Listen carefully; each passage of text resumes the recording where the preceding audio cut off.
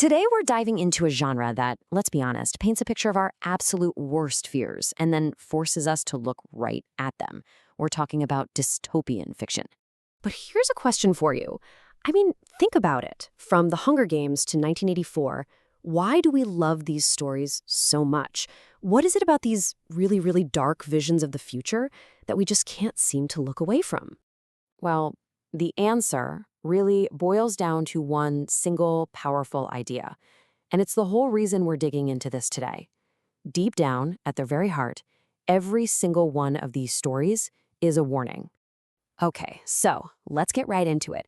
What is dystopian fiction? If we're going to understand the warning, we first have to know what we're looking at. Let's really break down these worlds gone wrong. So here's the official definition. It's a genre that explores these really dark, imagined, and dehumanized societies. They're often set in the future, and they serve as these big cautionary tales. We're talking about places under total government control, or maybe after some huge environmental disaster, where people have to fight for their basic freedom. But here's the real key. This isn't just some made-up fantasy stuff. It's supposed to be a mirror, reflecting what our own world could become. All right, next up, the world they inhabit. We're going to look at how these oppressive settings are actually built. Okay, first ingredient, if you will, the timeline. It's almost always, and I mean always, set in the future. And that's on purpose, right? It gives the writer this totally blank canvas to take things we see today, political trends, new tech, social issues, and just imagine how they could totally spiral out of control down the road. And inside that future, the society itself is, well, it's just broken. It's corrupt. You've got a tyrant or some super oppressive group in charge. And this isn't just scenery, It's the main thing, the central force that our heroes have to fight against. And it's not just the people part of the world that's a mess.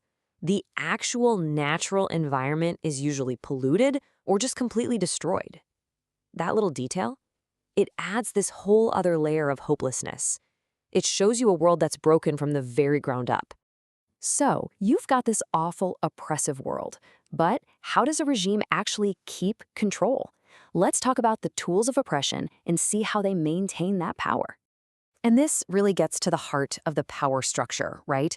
It's all about a trade-off. What's lost? Individual freedom, gone. And what's imposed instead? This massive, excessive government control. We're talking every single part of your life is managed for you.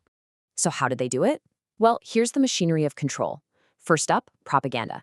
The government uses it to totally control what citizens believe, basically creating their own version of reality. Then there's technology. All our modern tech is weaponized for surveillance and control. Think about how we worry about surveillance now. Dystopian stories just take that fear and crank it up to 11. And finally, information control.